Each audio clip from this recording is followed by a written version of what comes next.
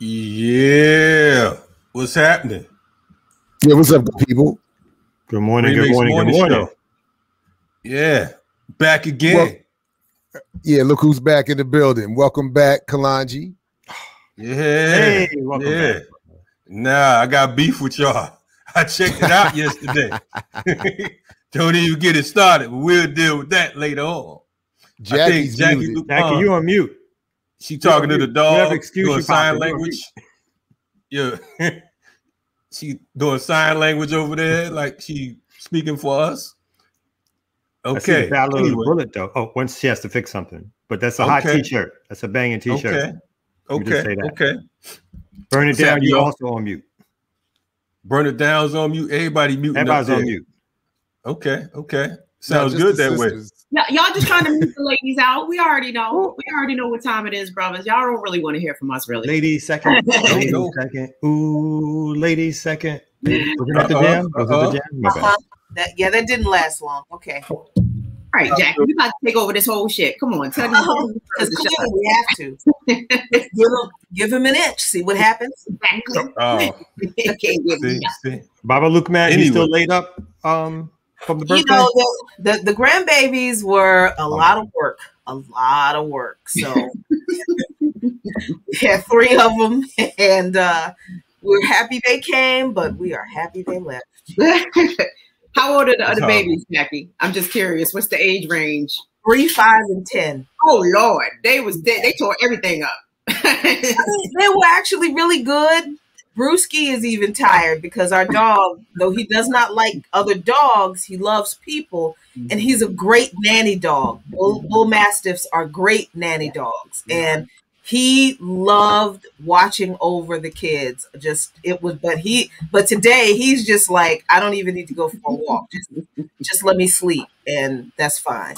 But then are we having any babies for me to watch? And I'm like, no.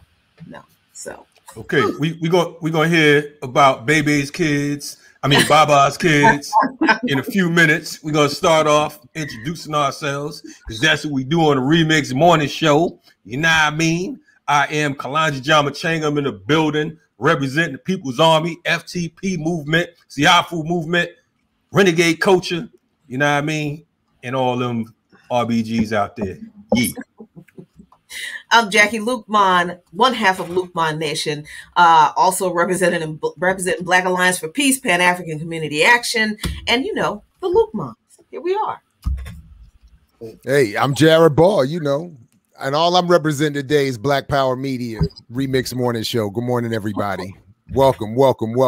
Hey, and while it's my turn, real quick, invite your friends, your family, your foes, your comrades, your colleagues, your compradors, your confidants, and get them in here to get this boom bap breakfast, because there is no morning show better than this. There's nothing better than going on right now for you to be distracted by or wasting your time with. So get them all on in here.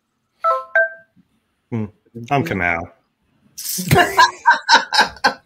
Future TikTok artist. Okay. Future TikTok star. Anti-Big Daddy Kane rap man. I love Big Daddy B. Come on now. He's just not top 5. Top 11. Ooh, well, there's that. Good morning, y'all. My name is Kim Brown. I host Burn It Down with Kim Brown. I'm hopefully here to let y'all know that all light-skinned women are not goofy as shit. So that's actually my stated life mission. Actually. Okay. Oh, wow. Out here being goofy as hell. Goofy as hell. Like, oh Jesus! Like, come on, girls. I hear you on that, but I feel like I feel like that's widely distributed, evenly distributed across the color spectrum. I don't know. I feel as though light-skinned people have a disproportionate share of the goofiness. Really? I do. I really do. Yeah, listen, the average light-skinned person cannot speak well on colorism, right? Because they'd be like, well, I've been discriminated against too. Yes, you have, but you are not dark or brown. So trust me, like, you don't know what it's like to live in dark or brown skin, right? And it's a whole different experience than your little beige existence. You know what I'm saying? So, Word. 7 minutes in. 7 minutes in and there's mutiny on the light skin team. You know what I'm saying? Yeah, some light skins are like that. That's why I'm Beige mutiny. Alan L looking like they taking it personal this morning. You know what I mean? Shout out to the remixes. LL's a perfect example of Look who's back. Look who's back. You said Alan L. I do think it's not that I'm taking it personally, but I am trying to get my thoughts together because I do think that some more needs to be said about all that. I think that there needs to be some more conversation about that. Okay. Because there's this assumption of knowledge, wisdom, and purity that is just offered to the divinely melanated that I think is giving a lot of people some passes, to put a pun on that term, for this conversation. So a lot of people are draping themselves in their beautiful darkness and acting fools, and then putting it on issues of melanin and degrees of melanin as to whether or not that can be assessed properly.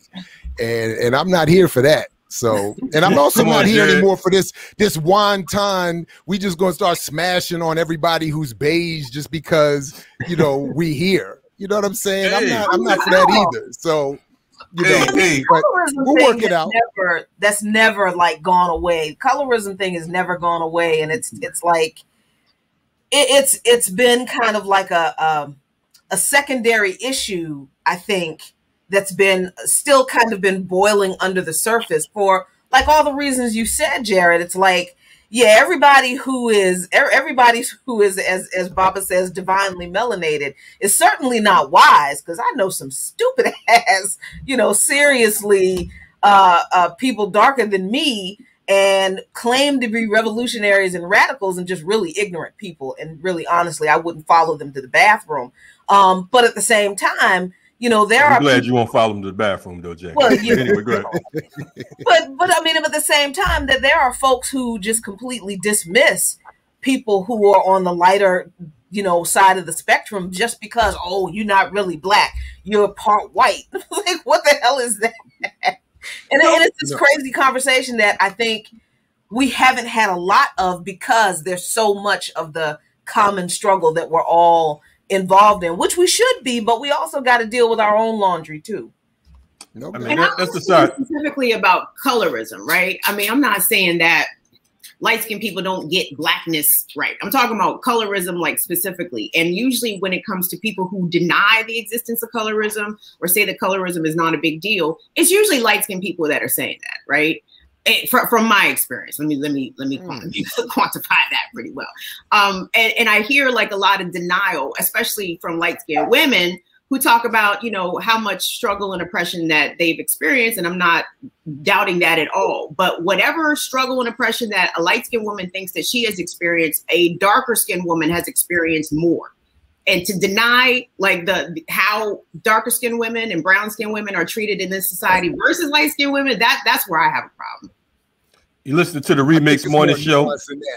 Hey, but check it out. Sorry, Kalanji, real quick, and I will stop here because all I want to say is we talk about this on tomorrow's Last Dope Intellectual in obviously in a different way, and in the context of classroom activities and instruction. So I encourage people to check that out tomorrow night because this issue, because you all are right. I mean, I'm not saying that this is a major issue. I'm not denying that at all. I'm just saying I think we need some more nuance in it than we get often. But that's it. Go ahead. My bad, Kalanji. Sorry about that. It's all good. It's all good. You know what I'm saying? I'm glad Kim Brown, you know what I mean, is leaving Team Beige, joining, you know what I mean, the remixes and the riot starters over here. Because we need some balance over in this piece over here. You know what I mean? It was so good yesterday. Yesterday was such a good day. Hey, I doubt it. Such a good day. Doubt it.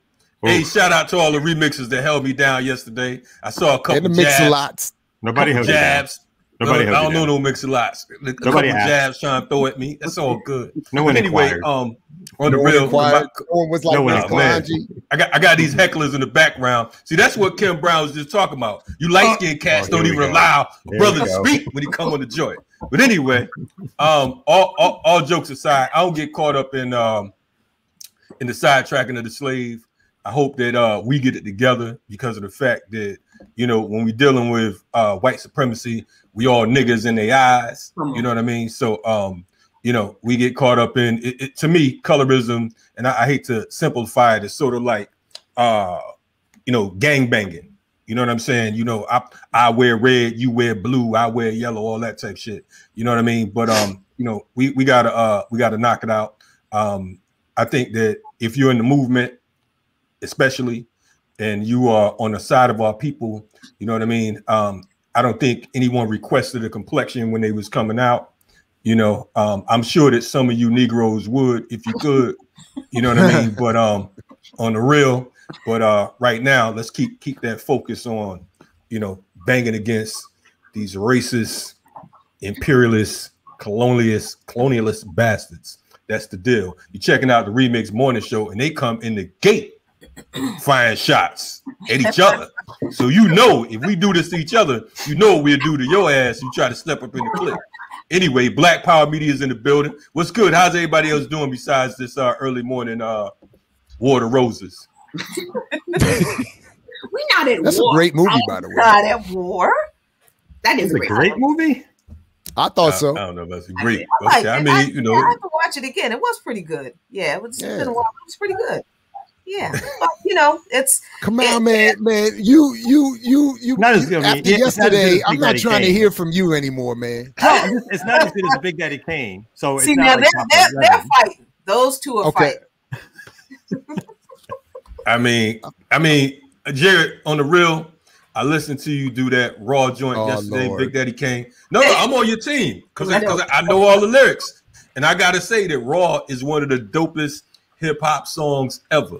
You know what I mean? Especially coming from 1987, Big Daddy Kane was crushing them. And I love Rakim. You know what I'm saying? Always been a Rakim fan. But Rakim is sort of like Guru, mad monotone. You know what I'm saying? I love their lyrics. You know what I'm saying? But his stage show is whack. Rakim's stage show is all the way whack. Big Daddy Kane still doing splits. Big Daddy Kane still doing splits. I mean, that's a good point. That's a good point. Kamal has left the building. Kamal has left the building. But also, one other thing before we go to the ear doctor. Realize that Big Daddy Kane and Jay-Z are 10 months apart, 9 months apart in age. But it seems like they're from two different eras. So maintaining is important as far as how you continue. One thing about folks like Jay-Z and Kanye, they're able to tap in and capitalize off of whoever the new hot artist is. You know what I'm saying? Unfortunately, Big Daddy Kane has kind of got stuck in his era, but we respect him. But anyway, right about now, we're going to bring a dark skin thing. Might have been. Hey. We're going to take this to the ear doctor real quick because y'all getting out of hand. Where the ear doctor at? It's bad when I call him. He's on mute too. And he's on mute. Muted all the way out. Nobody know what the button is. My bad. Muted him. Rappers stepping to me. They want to get some, but I'm in doc. So yo, you know the outcome. Let's get it. Right here. Drop a little Big Daddy Kane line and go like that. So let's do this. RemiX.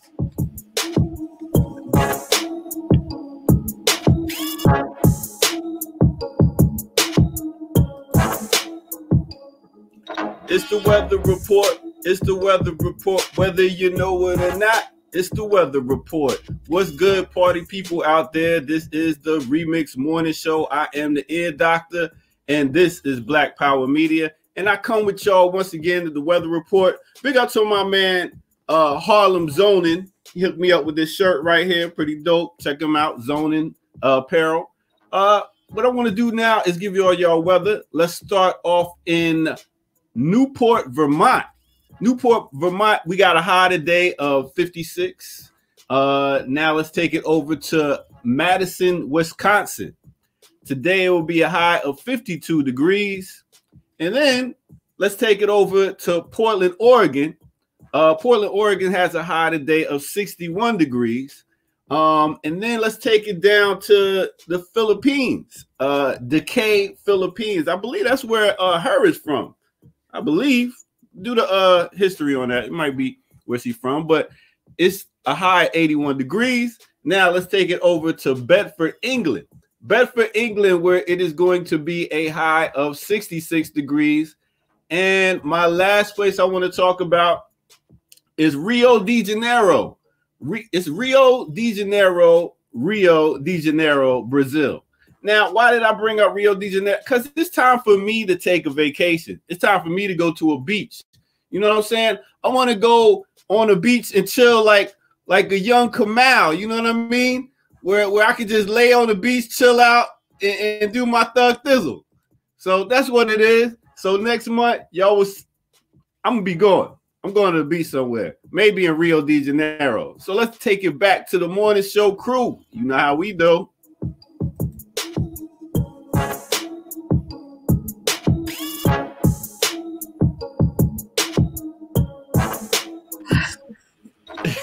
You ain't saying on Facebook. Young Kamala in the building. You know what I mean? Yes, Kamala, what the deal is with that, man?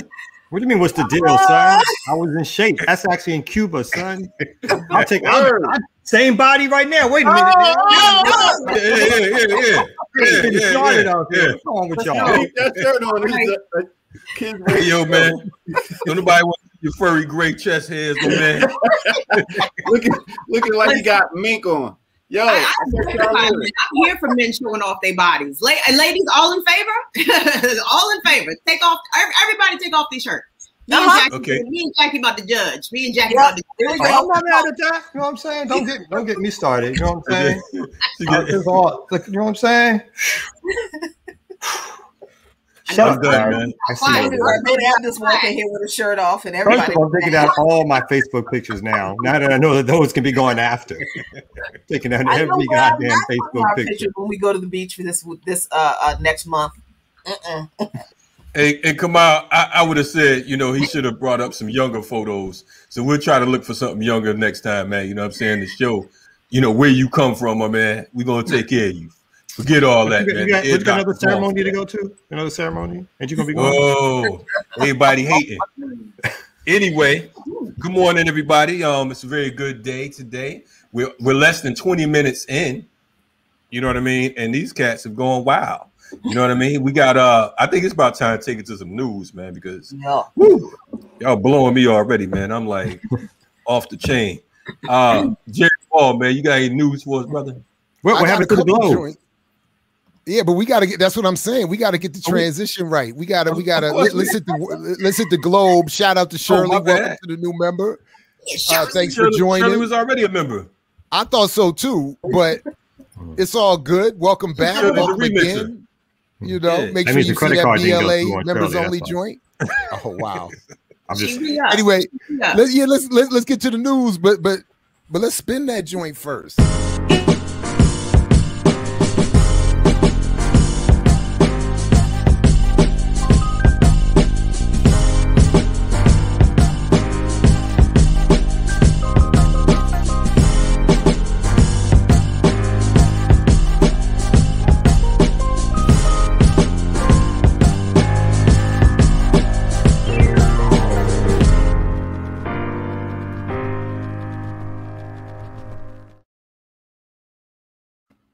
Right on.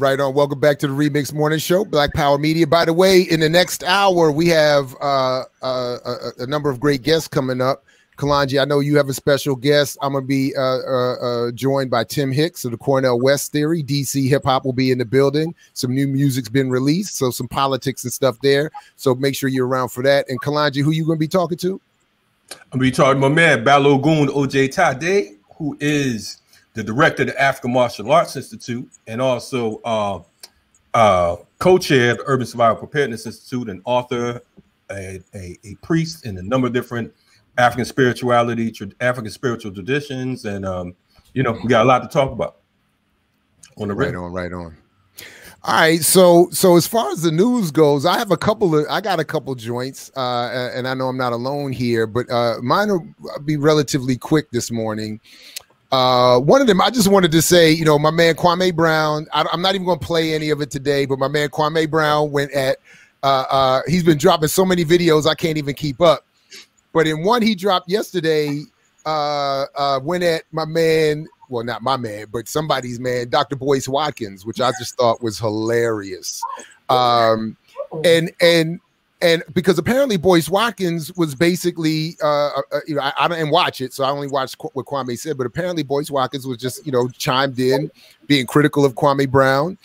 Had you know, wanted to offer up some jokes apparently, and some belated and unloving or unsupportive advice. So what I like what Kwame Brown actually had to say in response, at least to some extent,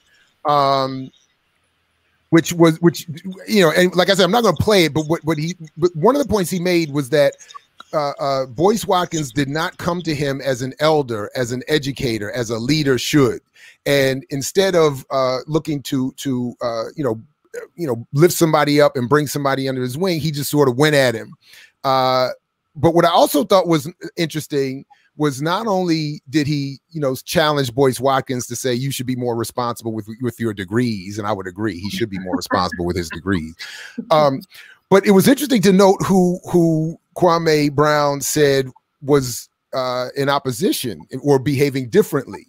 And this is where I think we got, you know, we run into some issues, because he said, you know, unlike Boyce Watkins, people like Claude Anderson has been standing strong and supportive and offering up good public knowledge information, which I think we need to check into a little bit on some of that economic data. He shouted out Thomas Sowell, who I know needs to be checked, and we gotta be like, but he also mentions Judge Joe Brown in a positive way. And the only reason I would want to say something positive about Judge Joe Brown was because he was at the Cynthia McKinney, then Congresswoman McKinney's Congressional Black Caucus, Dr. King assassination hearing years ago, where he said he reviewed the data and the records and even the weapon that was said to have been used to kill Dr. King. And he said that was not the rifle, could not have been the rifle, and that the assassination story must be retold. So on that account, Judge Joe Brown is correct. But I don't know, you know, so my 2 cents to Kwame Brown, as someone who also has a PhD and is a little older than you, is, brother, I think you're doing the right thing. I'm on your side, despite your light-skinned mixed jokes, which I think are hilarious. I'm still on your team, and I would love to offer you up another space to go for some assistance and some advice than some that you have apparently run into, some of whom are gathered here on the screen, others work with us on the channel, but please come this way, Brother Brown, because in so many ways I think what you're doing is exactly right and revealing so much about the ugly truth about media, sports, race, class, etc. So keep going, but come on over to the left side a little bit, my dear brother, and we'll always welcome you. So anyway, I just wanted to drop that one piece in there. I do have a couple others, but I know I'm not alone. So if anybody else wants to jump in before I continue, we want to comment on Kwame real quick. Oh yeah, please go ahead. My bad. Go ahead, Kamau. I mean, I just want to say, every time he calls Matt Barnes Becky with the good hair, I just laugh. I mean, finger waves and finger waves. But as part of Kwame's call out campaign, you know, I always appreciate rapists being called out. So he called out Charlamagne the God, like in the most flame-worthy way possible. So Kwame is earning some fandom from me, because he called out Charlamagne for being an alleged rapist, and apparently Charlamagne went on his show and backtracked all the way and apologized. So yeah, some of these cats, they are not being felt getting called out the way Kwame is doing it. So that, how is Charlamagne still on the air, Kim? I mean, like I don't understand that story and how he's been able to get away with allegedly Bill Cosbying somebody. Oh, easily, because the alleged victim is a Black woman. So nobody cares if you try to, you know, drug and rape Black women. If you abuse Black women, that's an acceptable thing. Like that's not anything that'll get you fired. Unfortunately. Mm-hmm. I was only going to add about Kwame is that, you know, even though I don't agree with his politics, I like the fact that he has politics, because I think people, again, think that this young guy who never went to, at the time young, who never went to college, is some dude who could just be goofed on. They're not taking into account that he has any intellectual curiosity, that he would fire back not only with funny jokes, but at least from his point of view, things that he's read and taken account of and so forth. So again, even though I may not agree with all of his politics, I like the fact that, you know, he's coming at them on different levels. Like he's coming at folks not only from like just some street country boy culture, but also, again, what he's read, what he's internalized intellectually. And I think that's fantastic for him to sort of bring voice to somebody who's been a cartoon figure for folks in the sports industry for like 20 years. So I think that part is hot. Not to over intellectualize what he's doing, because some of you just said this is hilarious, but I just think it's hot. Yeah. I think I think the whole Boyce Watkins thing, though, I mean, folks like that, you got to ignore, because Boyce Watkins is a clown. And it's like, to me, it was more benefit. It benefited Boyce Watkins more than it did Kwame, because of the fact that, I mean, Boyce Watkins is a straight joke, and I don't know. I mean, I guess somebody's taking him serious, but a lot of people, man, like, and I think that's the problem, man. Yeah, my motto is I don't acknowledge all bullshit, man. It's like, you know, it's cats that have come talking crazy, try to hop on your page and talk stupid and all that. I ignore that shit because of the fact, to me, some people want to say they debated you or that they got with you and all that type shit. So my motto is like, you know, fuck that. Now, if you got a pretty good following or whatever, and you feel like getting embarrassed, hop your monkey ass up on there and we can do this. You know what I'm saying? But if you got like 3 followers talking shit, I'm like, get up out of here with that. Yeah, but see, the problem with the Boyce Watkins for me is that they have a significant following and influence and impact, and they're prominently promoted and positioned to have an influence, and I unfortunately find them unavoidable, because whether it's in our political work, our media work, or in the classroom, I mean, unfortunately, they reach a lot of people. So I feel like there's a lot of deconstructing I have to do all the time, because the names I mentioned today that Kwame Brown shouted out are mentioned all the time. And people don't necessarily read their work, and they don't look at the method or the data or the research that they're using. They hear some, you know, nice headlines. They watch a couple things on YouTube, maybe catch a speech or a radio interview, and give these people and their claims a prominence I don't think that they deserve. And that's where, you know, so to Kamal's point, I really like what Kwame's doing, regardless of where we might disagree on some politics. But I feel like on some level, we do have to step out and confront these folks. Or attempt to. And the last point, Kalonji, is that they don't step to us, though. That's the thing. Right. Like, Boyce would never come here and run his economic nonsense, and he would never invite me to his platform or us to his platform. He would talk trash about us indirectly to his audience, but never would they engage or risk that exposure. So anyway, that's so we are left to have to try to address them indirectly or secondhand or whatever. And I understand. I'm just, you know, like I said, you know, I mean, some of these cats, man, it's like, look, you know, shut the fuck up. You know what I'm saying? That's kind of how I feel. Indeed. You know what I mean? But, you know, I'm just me. Anyway, we have more news going on. What's happening? Yeah, we do. Yeah. Go ahead, Jackie. Yeah, there is this story about Russia that I think is really, really important. Not Russia in particular, but kind of a roundabout way about Russia. Because, you know, one of the things that I think we have to be careful about is that we don't ignore these kinds of international stories that have nothing to do with us while we're being distracted by, you know, the Kwame Browns, who is absolutely right on his criticism of you know, charlatans like Boyce Watkins and folks like that. He's also kind of a Trump supporter. So we got to be careful about, you know, we got to be careful about, you know, what he is sliding into the conversation too. And the way that kind of thing happens, that's the kind of thing the United States does, the government does with these kinds of issues. Like, so last week, a plane was diverted in Belarus, where the Belarusian president, Viktor Lukashenko,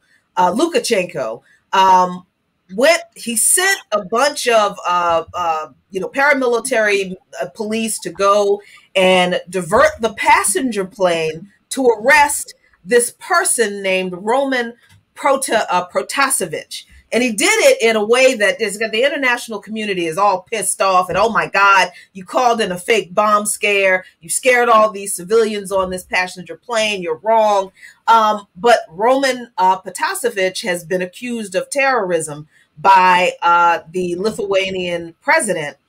Why is this important? Because this guy who is being hailed as an opposition journalist and a staunch critic of, you know, this communist or authoritarian president of Belarus, who is in the pocket of Putin. The truth is that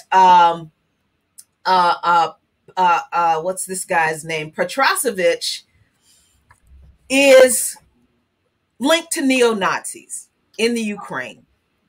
And if you notice, this is something that is common that the United States does when they want to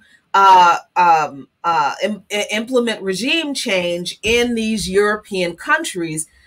So this person, I can never get his name right, Roman Protasevich, was actually linked to serving with the neo-Nazi militia in the Ukraine. He's an extreme right winger. He has extensive ties to a lot of far-right extremist organizations.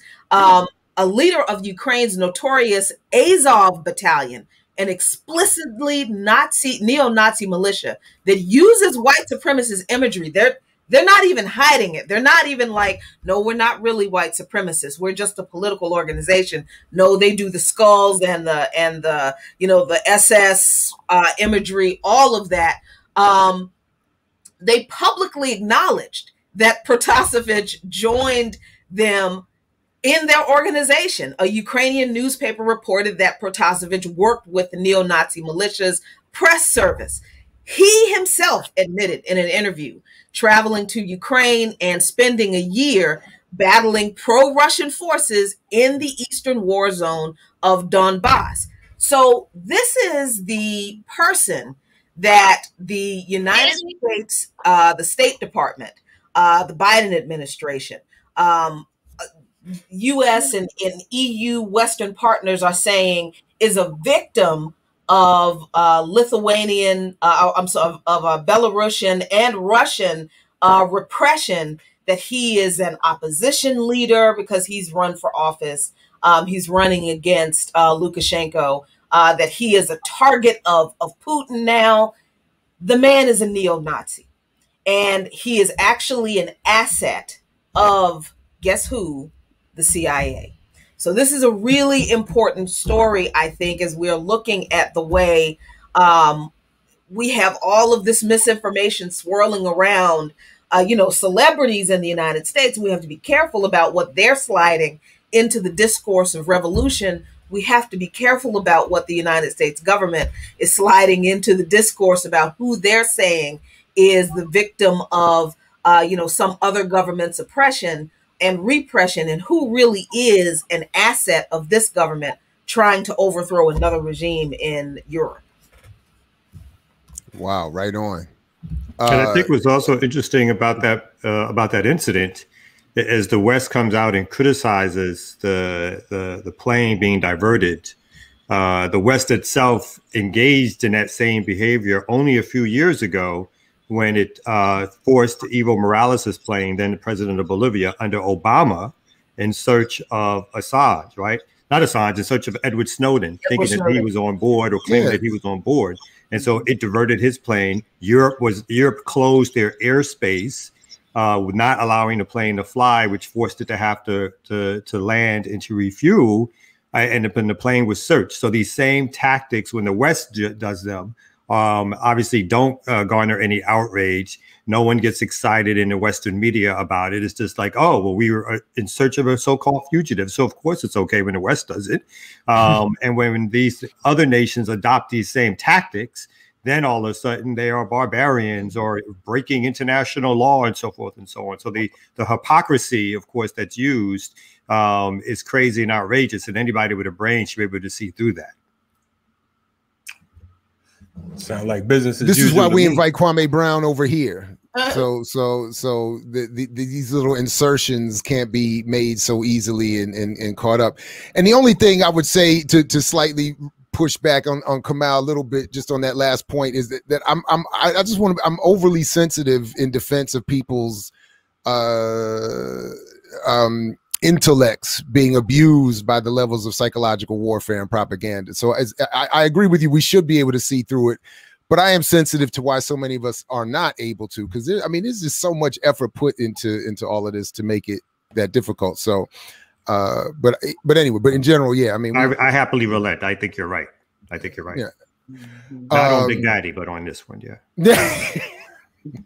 And Jackie, thank you for illuminating us with that additional information, because, I guess on the surface, if you're just looking at the story, it's like, oh, well, someone, the president of Belarus wanted to forcibly detain this journalist. Well, if the journalist is a Nazi, then it's fuck that nigga, right? So thank you for telling us that this person is not, a friend or anybody that really should be advocated for. I guess maybe in the grand scheme of things, like, you shouldn't be detaining journalists, but it's like, he's definitely less sympathetic now that I know that he's a Nazi or Nazi sympathizer.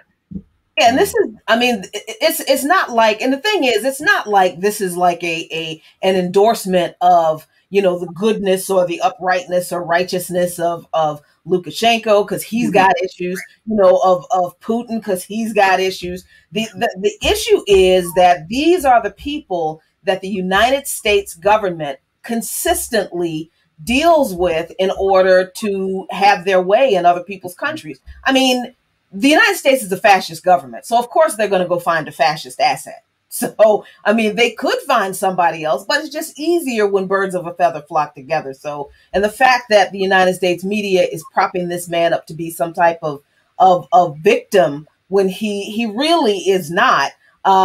It is exactly the same thing that the U.S. did with the Russian opposition, Alexei Navalny, who has the exact same issues. He's also a far right-wing extremist Islamophobe and is supposedly an opposition politician to challenge Putin, but he's never polled any higher than 3%, and he called for the extermination of all Muslim immigrants. But this is not what you hear about these people in U.S. media. And you got to ask yourself why the United States government and the media won't tell you how evil the people that they claim are victims that they need to save really are. All their buddies are dirty. Go ahead, Kalaj. I'm listening and I'm just like really trying to remind us that, we can never trust these bastards. You know what I mean? So anyone that's an ally of the United States, we should look at with very suspect. You know what I'm saying? Because of the fact that this is one of the most ruthless societies, one of the most ruthless empires that has existed in the history of man. You're talking about a country that dropped atomic bombs on people. You understand what I'm saying? I'm talking about that murdered men, women, children, animals, the whole thing, dropped bombs here on their own turf. You know what I mean? Drop bombs in Nagasaki and Hiroshima and so many other places, and murdered and maimed and brutalized, terrorized. So anyone that would side with a cat like that should be suspect. You know what I mean? It's just like if you see one of us hanging with a bunch of known murderers, known rapists, it's like you are the company you keep. So it's like, who should we trust that sides with the United States? So it's like we could change the names and the title of this article over and over again, and it'll be the same story because of the fact that we know who and what we're dealing with. Anyway, Remix Morning Show, we still here. I want to run this quick story. I know that everybody knows that a few days ago it was the 1 year anniversary or commemoration of the speaking of murder, the murder of George Floyd. We sat and we watched this man take his last breath. The world saw that for 9 minutes and 26 seconds, that this rat soldier for the state put his knee in the neck of this man. So on the anniversary, you had one of your favorite charlatans and his crew decide that they were going to celebrate this man. These clowns here, you have Al Sharpton and Mayor de Blasio with a gang of other so-called faith leaders that decided that they was going to take a knee for George Floyd for 9 minutes and 29 seconds. Now, the problem is, it's like, I couldn't imagine being murdered, and I'm honored in the same way that I was murdered. These so-called activists and politicians kneeling. I mean, this is like, I mean, I died from a knee in my neck, and you're going to pay homage by kneeling as if it's a knee in my neck. You know, I know that some people may say, well, you know, that might have been, you know, for Kaepernick. It's a poor decision, I think. You know what I'm saying? And I think that, you know, somebody should have pushed Al Sharpton's bobblehead ass over. They should have smacked the shit out of de Blasio and the rest of those clowns. Anybody that acknowledged that, I mean, you'd have to be out of your mind, man. You know what I mean? That's when rotten tomatoes and rotten eggs come in handy. You're supposed to show up at a press conference like that and give it to those clowns. Or at least a shoe, like my man at George Bush some years ago, right? Absolutely. Although he was pretty quick with it, to Bush's credit. Hey, he should be recognized as an international hero. You know what I'm saying? But I mean, this is the type of bullshit that we deal with. What type of stance is that? You know what I mean? It's like, as a descendant, if that was one of my loved ones or one of my ancestors, I'd be so, you know, irate. I mean, I'm pissed even looking at the visual. Hey man, you know what I mean? Listen, if I can, because the two of the stories that I have, I think, are perfect follow-ups for one of the reasons why this gets a pass, and why this gets away. And by the way, did you all see Lil Baby show up with Kamala Harris and shout her out yesterday? Visiting with Floyd's family and Biden. Yeah, I mean, it was a similar kind of, it's the same kind of performative silliness. And you talk about somebody who didn't, you were talking about Kalonji a minute ago about people not getting a lot of support and ended up in places of prominence. Well, Kamala Harris had no support from anybody, and there she is in the White House getting a visit from Lil Baby, who apparently feels like this is some, but if I can, just real quick, man, I wanted to, because I meant to do this in conjunction with the Kwame Brown story. Kevin Blackistone, the sports reporter, put me up on this, that Naomi Osaka had sent a statement, put out a statement basically saying that she's not giving any more interviews unless you're like one of the handful of trusted journalists that she's known for a long time, because as she says, down here, she says, I believe that the whole situation is kicking a person while they're down. I don't understand the reason behind it in terms of why she's not giving interviews. She says, I've watched many clips of athletes breaking down after a loss in the press room, and I know you all have as well. Me not doing press is nothing personal to the tournament, and a couple of journalists have interviewed me since I was young, so I have a friendly relationship with most of them. However, the organizations the organizations think they can just keep saying do press or you're going to be fined, and continue to ignore the mental health of the athletes that are the centerpiece of their cooperation. So I just thought that was something that Kwame Brown had been addressing in his own way. And then here she is saying something similar, like, I want to stay away from the press for the safety of my own mental health. And then similarly, you know, I just want to show one clip here and then get you all to respond, because similarly the other day, and I know people, you know, like to make fun of me for watching this dude's show, Matt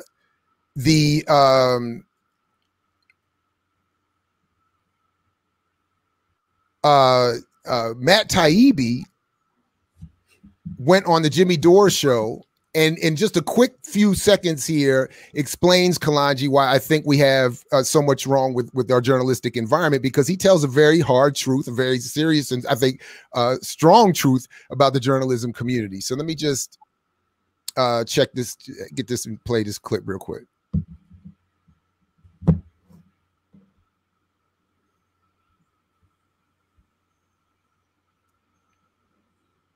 And he's talking about why people have messed up in reporting on COVID.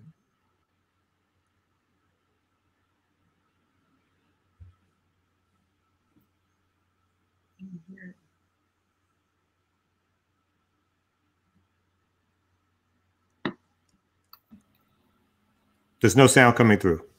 Oh, there's no sound. Oh, my bad, my bad, my bad. Why am I hearing it over here then? I apologize. So real quick, let me just reset it real quick and say that what he's referring to, Matt Taibbi is responding to the latest story that it's a question, it's an issue about how COVID has been reported. And that much of the reporting has been wrong, including on this question of whether or not masks or vaccines are effective, which I don't want to get into here so much as to what he says about journalism. And that's why, and given that he's an award-winning, internationally recognized superstar journalist, I think what he says here is quite valuable. So let me run it back. Sorry about that. This is a classic screw up of journalism, because COVID it's the kind of story that sort of reveals the core truth about the journalism business, which is that we basically don't know anything. Like we're not experts.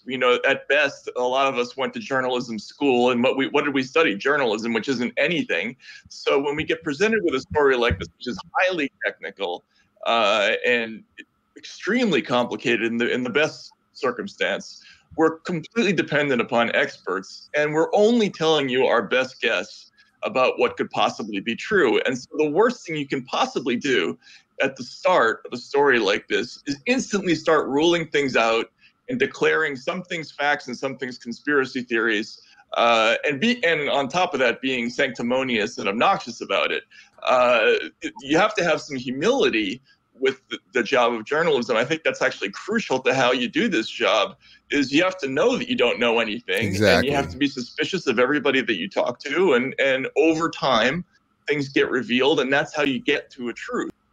All right, so that what he's talking about is really the reveal that everybody's now acknowledging, that the virus did come out of the Wuhan laboratory, that it was part of not a conspiracy so much, but an accidental release of a vaccine they were intentionally creating to learn how to defeat vaccines, which is itself, I think, something worthy of discussion. But my point here is that people go to journalism school to be taught by the professional journalism community how to work in professional journalism community spaces. They don't know anything. They're not specially trained in anything.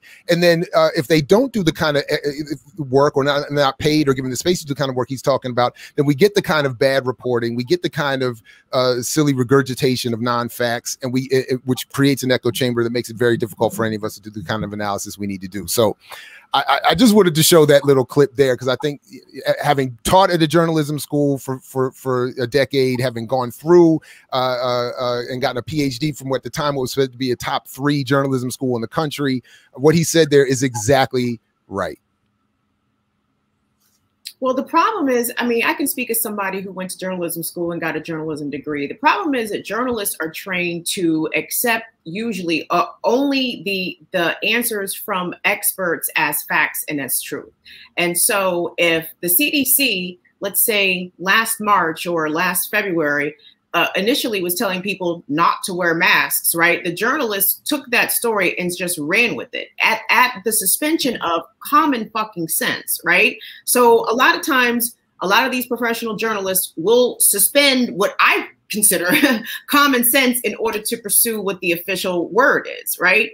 And that usually is the words of white people, white men in lofted positions. Now, and as a woman journalist, I'm skeptical of everybody, right? I'm just assuming everybody is lying, especially coming from the federal government, because historically speaking, as it pertains to our community on a variety of different issues, the government, the official word is not going to be factual, and it's not going to be truthful. So I think Matt Taibbi is really speaking to his personal experience as a white man, whose word is taken above everybody, usually interviewing other white men whose words are taken above everybody, and how generally uncritical they are with each other, right? But as a result of COVID, all this misinformation got spread. But whereas journalists of color who may not work at big outlets, who may not have these big platforms like Matt Taibbi and Jimmy Dore,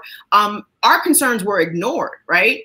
By the mainstream at large, until it got to be to the point where it couldn't be ignored. So I think it all depends on who's doing the talking and who's doing the reporting. I think Black journalists are usually less inclined to take the official word and will, you know, go. You disagree there, Kim. I'm telling you, I disagree on that one. It depends on who you're talking about. Now, if you're talking about Joy Reid on MSNBC, do I expect her to be extremely critical towards the CDC? No. But the brothers who have that radio show on WOLB that comes on 10 a.m. on AM radio are asking extremely critical questions, right? But look at the size of the platform. So it just really depends on who has the reach and who has the mic and whose ears are accessible to whom. And I look at it through the lens when I think about journalists creating facts and stories. You know, when I practice law, you look at it through the lens of how they treat official police reports. Again, those things are stated in the media as this is what happened. These are the facts of the case. And even if they say allegedly sometimes, they still present that side as the dominant theme or narrative that everything else has to sort of answer to in terms of how that story gets told. And then when you go dig deep, and then, you know, as a lawyer, you get one set of information and you get another set, and you see how these cops contradict themselves, and how they start weaving their own stories, which obviously doesn't get out to the public, because once that first version of events gets out, it is extremely hard to have the course reversed and to say, look at these new facts that you didn't know before, because then journalists are put in the position of actually having to admit that they were wrong, or that they didn't get all the facts right, or they ran with a story. In fact, in the story that we talked about several weeks ago, that was around the work we do, we as community movement builders, does against gentrification. NPR, through its local public affiliate, Georgia Public Broadcasting, did a story on our anti-gentrification work and got fact after fact after fact after fact was wrong. And they never call somebody like me or someone else in the organization to even allow a response to say, even if you don't think what I'm saying to you is now the truth, you should at least put up this opposing view about what's being said. But literally things that could have been easily checked out in terms of who owns the property, what entity owns the property, which should be the journalist's job, were not checked out. And so that erroneous information is put out there, and they're not likely to do any kind of retraction that's as big as the original story. And to Kamal's point, the same reporter interviewed both of us in the past. So, you know, they had direct contact. So it wasn't a situation where they didn't know how to get in touch with anyone. So, you know, I think the Black journalist thing is bullshit. When we do press conferences, the most we can ask for is that somewhere in those sound bites, our narrative is heard. You know what I'm saying? You mean the whole Black journalism thing is bullshit, Kalanji? Can you? When you talk about mainstream media, for instance, now if you're talking about, like you said, AM radio, if you're talking about local stations or podcasts, so on and so forth, you stand more of a chance. But when you're talking about major news outlets and whatnot, unless it's a fashionable moment like now, you know what I mean? They're not saying shit because of the fact that they have these corporate sponsors. And it's like you still have to run whatever's being told. Now you can try to throw your little spin on it, but at the end of the day, you're going to be saying what the hell they tell you to say, or you won't be there. And I think the COVID situation is a perfect, really, example of that, because let me shout out my homie in Baltimore, Lisa Snowden-McCrae, who works at Baltimore Beat and the Brew, and at the Real News. Like, Lisa was asking the questions pertaining to schools reopening, right? While the pandemic was still very much, the pandemic was going on. Children are not having this to have not been vaccinated, and yet these schools were trying.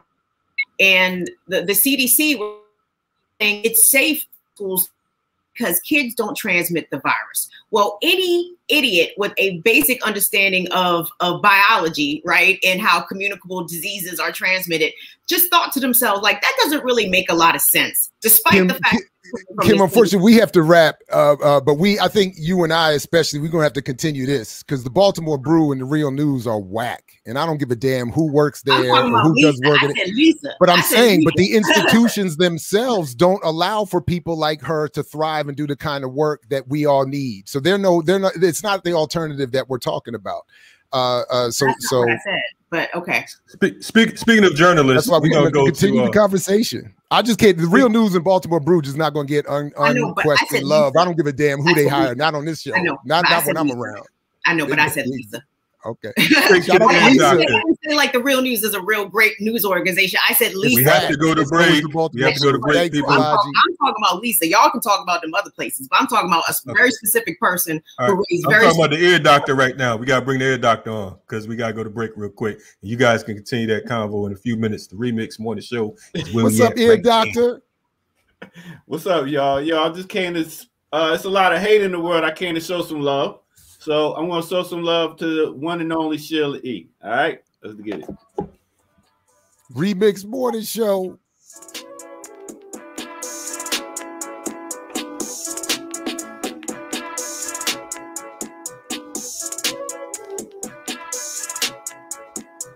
Yeah. Big up, y'all. Big up, y'all. This is the Remix Morning Show. I go by the name of the Ear Doctor, and y'all are here. And like I say all the time, listen, make sure y'all subscribe, make sure y'all join, make sure y'all hit the like button, make sure y'all go to patreon.com and continue to help this movement get bigger and bigger and bigger so we can give y'all what y'all want. With that said, we're going to show some love today to the one and only Sheila E, a.k.a. Sheila Escovedo, born in 1957. Oakland, California. She's a percussionist. She's a singer. She's an author. She's a actress. She's known as the Queen of Percussion. She started off with the George Duke Band. Her first single was when she was 19, called Yesterday's Dream. She dropped albums like Sister Fate, songs like Sister Fate, The Belle of St. Mark, Glamorous Life, Holly Rock. And she Love Bazaar, just dope songs and stuff like that. She's been touring with George Duke, Lionel Richie, Marvin Gaye, Herbie Hancock, Diana Ross. She also went on tour and started off with Prince. Not only that, she was dating Prince for like 8 months. They was actually together for like 8 months. Big up to her acting in Crush Groove, Sign of the Times, Adventures of Ford Fairlane, and Chasing Papi. She also dropped the album in 1991, Sex Symbol. She also got multi-platinum on a multi-platinum album with Gloria Estefan. So she's been doing her thing for a while. She also had her lung collapsed for a while, so she was semi-paralyzed. So she's been through a lot. She's done a lot for the culture. She's did her thing. One of the best on the drums. Big up to Sheila E. Much love. We're going to keep it moving and get back to the morning crew remix style.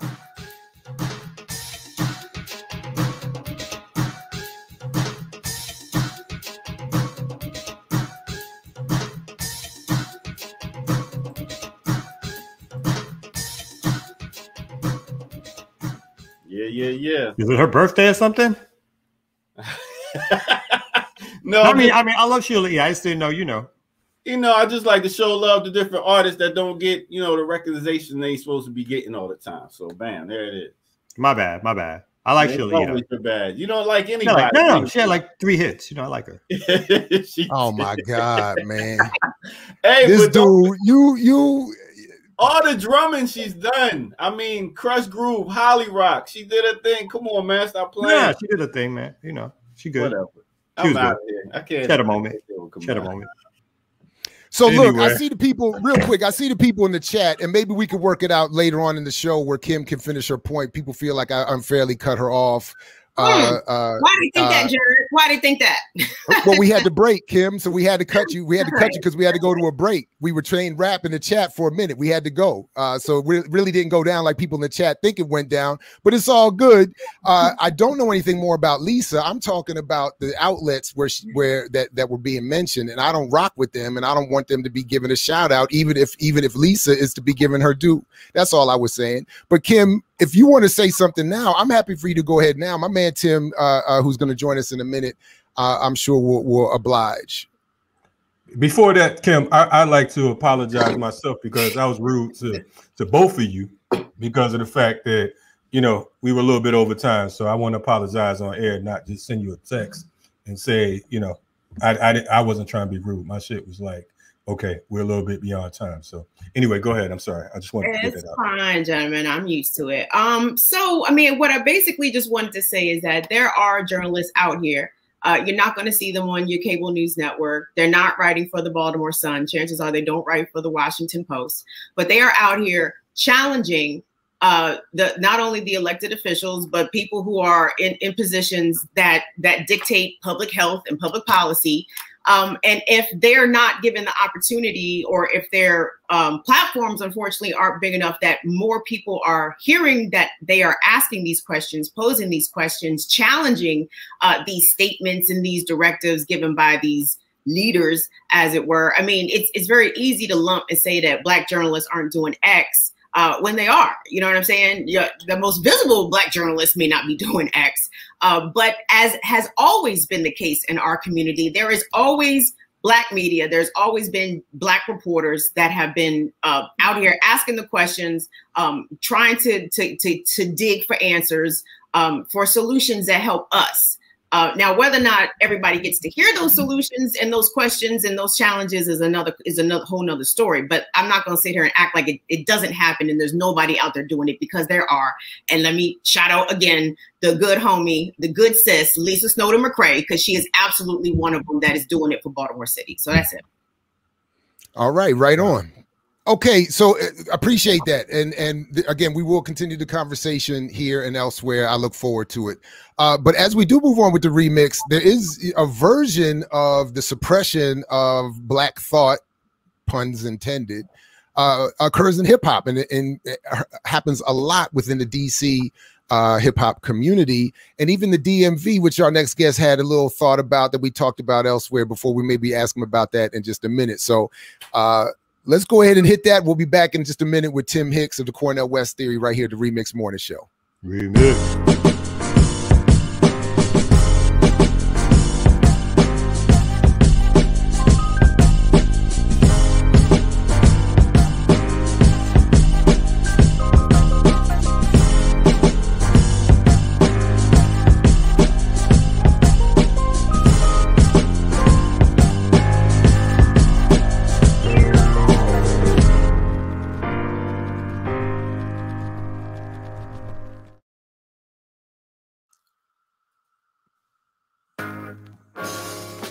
And I want y'all to know that we switched up a swag a little bit in the studio. All right, everybody. I wanted to just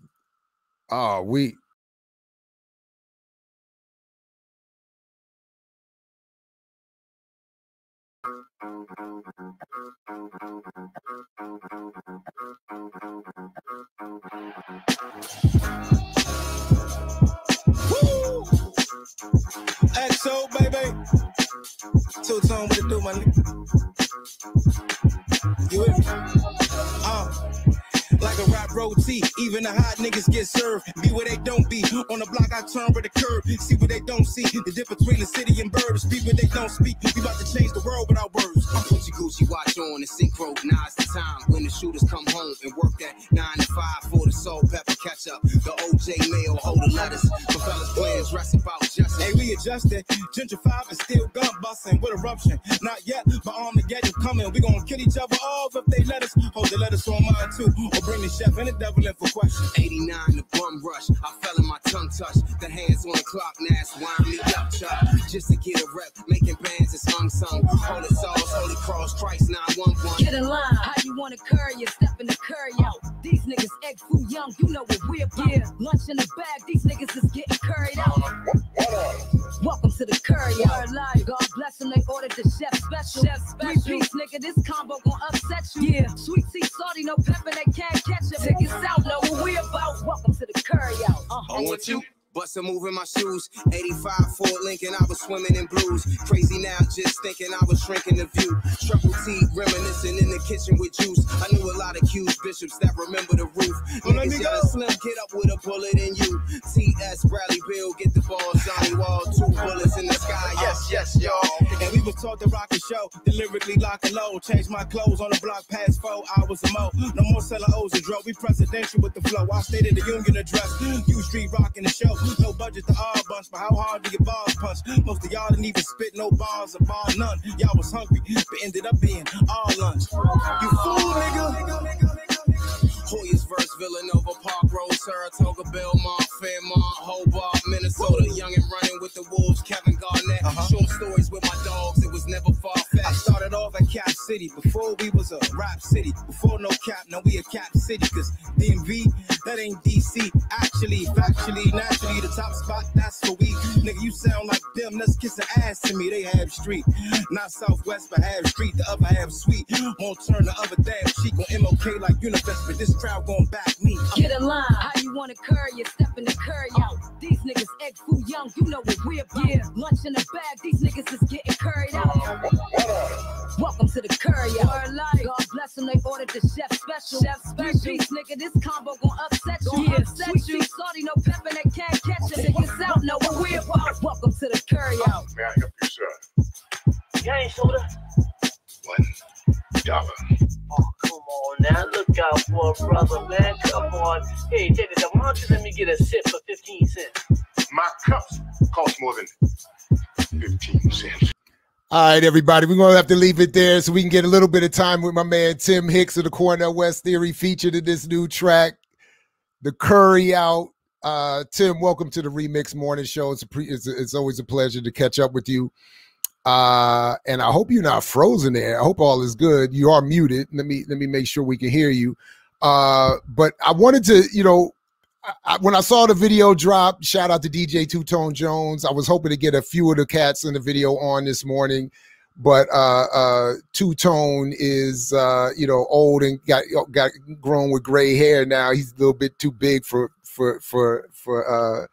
your man. I don't know, Tim, are you there, man? I feel like we lost you. You're frozen. Oh my goodness gracious. Okay. Yeah, he's froze. All right. Well, okay. Well, anyway, Tim, I hope you can make it back, man, because I wanted to feature a little bit of the good DC hip hop and remind folks that not only does DC and the DMV produce a lot of great music, but it's often suppressed beneath the kind of commercialism that we see elsewhere in the media world. So, look. If we can't get Tim back on, I'm happy to have my comrades come back up and we can either continue the previous conversation or respond to anything we heard there. Maybe get Tim back on later on. I don't know if this is working. Tim, can you hear me? Let's see. JB, what up? We got sound, yo? Yeah, I hear you, man. We just trying to get you to unfroze. Yeah, we hear you. Let me can you hear me? Yeah, but the connection's really bad, man. I think what we're going to need to do. All right, I think because we only have, look, we only have a couple of minutes here. I'll try to reconnect maybe another time, and we can maybe reconvene. My apologies to Tim and everybody else, but I did want to try to get a number of the MCs and people involved with that project, cats that I have known or worked with or been fans of for a long time. And making many references to some classic spots, bar none, U Street, Chuck Brown, rest in peace. Anyway, did the best we could. We'll have to try again. Maybe we can even get you on tomorrow, Tim, with me when Minister Server of Renegade Culture will be joining us tomorrow morning, along with Kaba Akintunde. And maybe we can, But anyway, May, I don't know what we want to do. We want to bring the comrades back up here and maybe wrap up, or we can continue the other conversation we were just having. But May, if we could just hit the transition and come on back with the crew. I apologize to everybody for that not going the way I had planned. But it's the Remix Morning Show, Black Power Media. What else are you going to do?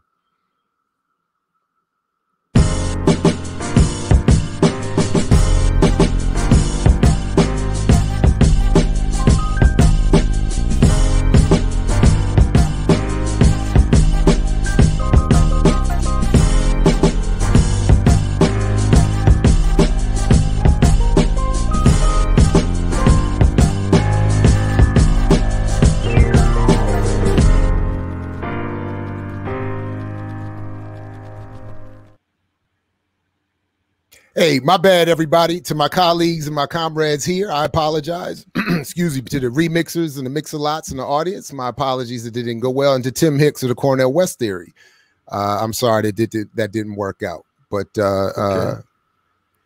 Man, at Kim, interrupting my you're muted, Kim. break. All right, for all that extra information, appreciate I was going to put a couple comments in the comments.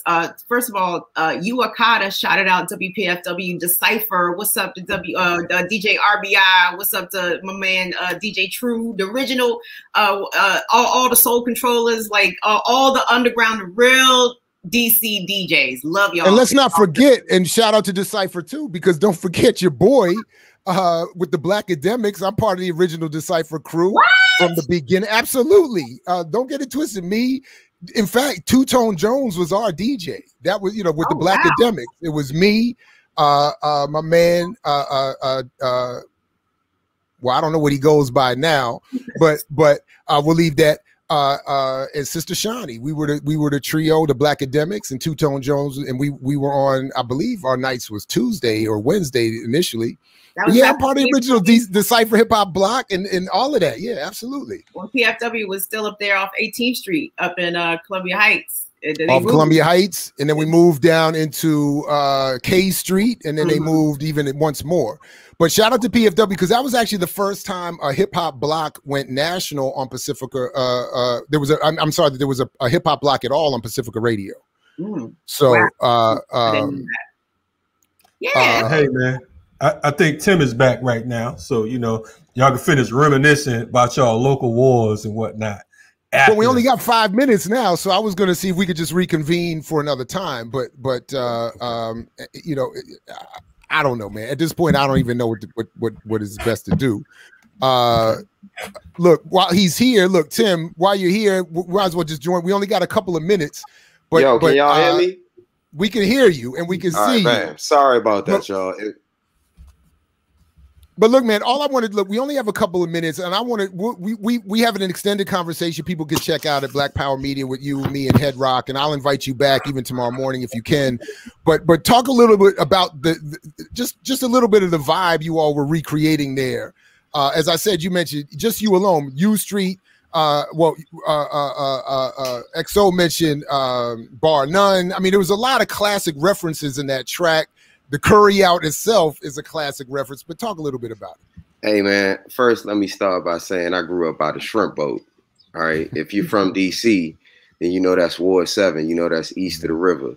Yeah. I also want to say that I'm a late 70s baby. I'll be 44 tomorrow. So congratulations. I grew up in that era when all those things were very much a part of our ecosystem, very much a part of what it meant to be in Chocolate City. And, those people that I was with are from that same part. They're from the actual inside of the diamond. They're not DMV people, which is no diss to the people that rally around that banner, the DMV, but we're from DC. It was important to let people know this is what DC sounds like. It's not just go-go. It's this too. And there are a lot of people that are worried about that because they can feel something coming out of this area right now. Let the dirt say amen. Let the dirt say amen. Just real quick, say something about the Cornell West Theory, which is the band that I first was introduced to you through, an incredible collection of again, that DC talent, bringing that live band type of flavor, the hardcore lyrics. Just say a word or two about that and maybe what's coming next, and yeah, anything. The Cornell West Theory is in your face, unabashed, we love our people.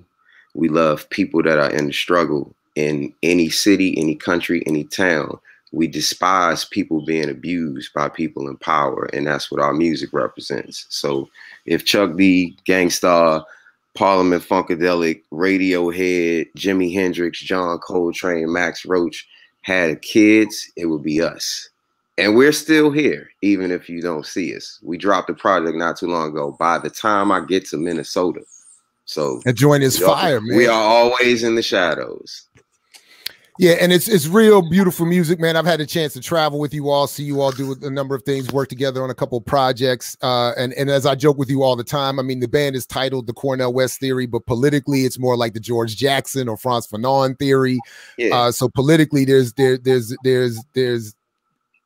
yeah, and it's that real boom bap era style music too that I always love as well. So I just wanted to, I always want to big you all up and give you some space. We love you, bro. And look forward to catching up with you all going forward. Is DC reconvening? Like, is the scene opening up? Are people starting to perform live again? What's the situation? So I have been in the cut myself personally. I have seen things that made me feel like, hey, maybe it is opening back up. Somebody actually called me yesterday about a performance that I couldn't make. Actually, two. One coming up in June. So in a way, I feel like it is opening back up. But there's definitely something brewing. I can tell you that much. There's definitely something brewing. That's what's up. Shout out to Uptown XO too, because he's about to drop an album on Monday called Culture Over Corporate Volume 3. So salute the XO on that. Yeah, I was trying to reach out to everybody. I'm gonna try to get all of you on it. Hey man, I'm willing to come back tomorrow if possible too. Yeah, let's do that. Let's do that. And tell Two Tone to answer his text, man. He's too big time now to respond. Hey man, he's Hollywood, man. Yeah, that's all good, man. I see it with the gray too. It looks good. Anyway, yeah. Tim Hicks, Cornel West Theory, man. Thank you very much, man. Appreciate you coming through, man. Working this out, man. Take good care. Well, I'll wrap with you about tomorrow. Definitely. Hey, God Hates Gucci is coming next. Right. Remember that. God hates Gucci. Keep that in y'all's heads. All right, right on, man. Peace, everybody. Peace. All right, man. Hey, appreciate Tim Hicks, man. His whole crew, just dope, very talented DC, and I love even the. We'll talk more about that. The DMV trying to preserve what is really it's a black nationalist preservation attempt. I think that he's involved with on some level. So anyway, thanks everybody for working with us here at the Remix. Everybody in the remixers and the mix-a-lots and all of that, all that good stuff. Appreciate you. Salute to the remixers. So if that's it, we could just bring the ear doctor up and keep it moving. You know what I'm saying? And here at the Remix Morning Show, Boom Bap Breakfast here at Black Power Media. Let's the ear doctor seems all set. What's up, man? Hey, yo, Zodiac Killer. Hey, big up to Tabi Bonet and Wale. They definitely on that hip hop scene for a while too. So absolutely. Yeah. Well, I came to give a little horoscope. You know, big up to the Geminis out there, and birthday shots out to all the people that your man is and everybody in the chat room too. So Did you say Geminis? Yeah. You said Geminis. I said Gemini. All right. Big up to Kamal whenever that happens. Word. Hey, shout out to Mama and Jigga.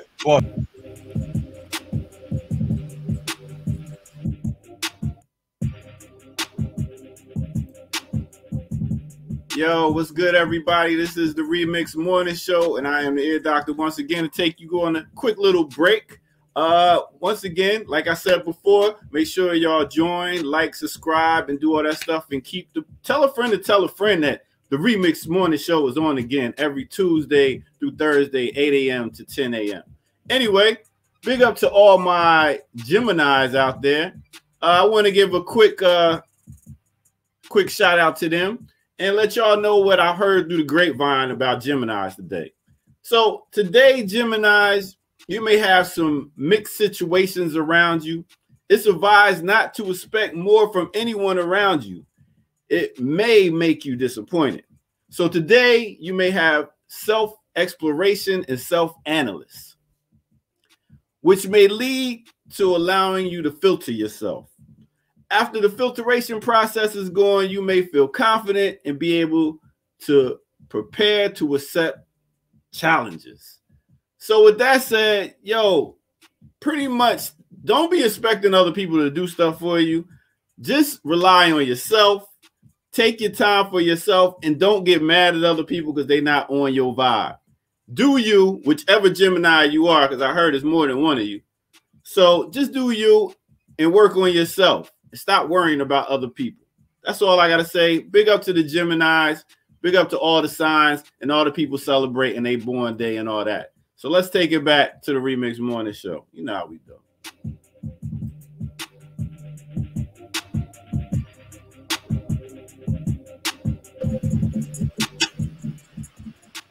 This, right. It's not like a knock. You mean there's more than two of us? More than one of us. I don't like that. I mean, they always say Gemini's got different faces. So one day you here, one day you this. So what are you today? You said facts. That's not facts. It's facts. It's facts. Y'all shout out to all the Sagittarius out there. Y'all know what it do. Wow. Nah, I mean, nowhere close to Sagittarius. Exactly. Don't worry about it. We still here though. We still here. We still here. Hey, stick to journalism, Kim. Don't mess with the Sag. Hey, listen, me and you are the only fire signs on this whole joint, Kalonji. I think that's why we get along so well. But hey, burn it down. That's what we do. Shout out to all the Leos out there, but it's Gemini season. So it's Gemini season. Can y'all say shout out to all the Geminis out there, please? Shout out to the Geminis. Matter of fact, Njinga Conway from Baltimore, former Panther. Shout out to her. It's her born date today. Right. You know what I'm saying? Also, so what you saying? Everybody but Kamal? I mean, what are you saying? Oh yeah, shout out to Kamal too. Whenever his birthday is. That guy too. As here, doctor, whenever that is, happy birthday to Kamal. Got like 3 birthdays though. I mean, I don't know. Every couple months. I got 3 different years. You know what I'm saying? 3 different years. Depending on who I'm talking to. Depending on who I'm talking to. Yeah. I don't even think they had zodiac signs when Kamal was born. But anyway, you're checking out the Remix Morning Show where you can hear all kinds of jazz. You know what I mean? On this playing field. What else is going on, man? We got I think we should definitely start doing born date shout outs. You know what I'm saying? I'm gonna start shouting everybody out on my timeline. You know what I mean? I know that like I said, Mama and Jinga, Robin Antoinette. I'm forgetting somebody that I know off the top, but definitely I'm gonna start shouting y'all. If y'all want those birthday shout outs, definitely make sure that y'all send us a message or whatever. You know what I mean? Send it to Black Power Media. Kamal's over there hating now, shaking his head. Ain't do no damn birthday shout out. Have a birthday. Say that for your Facebook page. Out. Say that to your Facebook page. Whatever. I want to quickly shout out the folks in the chat that seem to know so much about DC's hip hop community. So I appreciate that. Shout out to them. And shout out to DC's hip hop community and all that history. Yeah. It's good stuff. And something that Tim said that I think is very important, at least locally, is that, DC people, residents, people who are from DC are quick to tell Maryland Bamas like myself and people from Virginia that y'all not from DC. So that's where the DMV, sort of catch-all came from. But it's very important to distinguish, there are Washingtonians and there are DMVers, and they are not necessarily the same, that we have a lot of overlap. But DC people claim DC for themselves, for their own, and that's very important to do that. So I'm glad you pointed that out. Yeah. We love y'all, but y'all ain't DC. That's right. Maryland Bams, gotta be one. Well, check this out. Right about now, I have a guest coming on. So y'all can finish talking about DC hip hop after I finish with this guest. Shout out to Nonchalant DJ Cool, also down in DC. You know what I'm saying? But anyway, way back. I had to go back. You know what I mean? Y'all gonna pay 5 o'clock in the morning. Where you gonna be? Outside on the corner. Hey. Anyway, we're gonna see y'all in a few minutes. We're gonna let the world spin and come back real quick with my next guest. Don't get it twisted.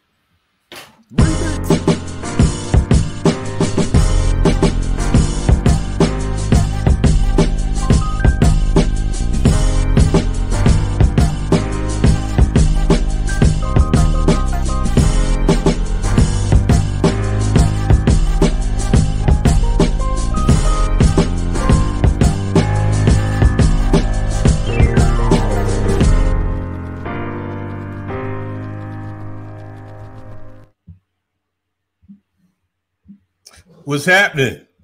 Hey, what's going on, brother? Oh man, hey, y'all ain't even ready for this. What's happening, Balagoon? You good? Oh man, I'm real good. Dropped my dog off at the kennel this morning, so I'm great. Okay.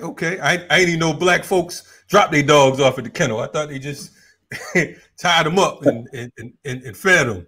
But yeah, that's normally what we do. But you know, we're going out of town, so we took her to a kennel. You know, she a puppy, 4-month-old German Shepherd, so we had to send her off.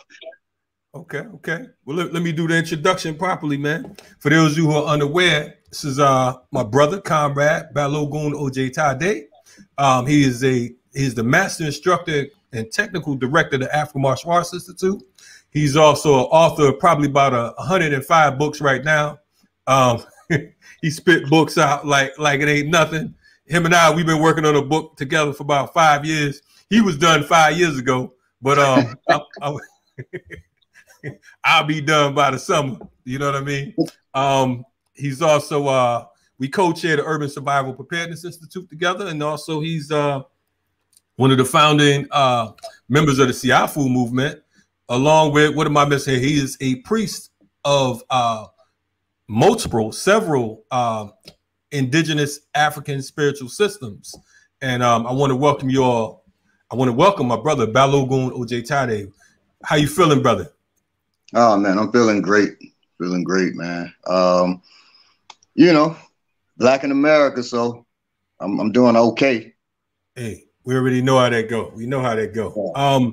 I want to start off because of the fact that we have a lot of good folks on the Remix Morning Show. And one of the things that that was addressed yesterday, our sister Dr. Sheila, shout out to her. She had a priest on yesterday talking about African spirituality, which was a good piece. I want to start off by asking you, how important is spirituality when it comes to revolution? It's very important, but we have to make sure we aren't Christians in African clothes. And what I mean by that is a lot of times some of my peers in Ifa will say, you know, they don't fight. They don't. Okanrin, because the spirit's going to fight for me, right? Ogun's going to fight for me. Yeah, but where's Ogun? Ogun is in you.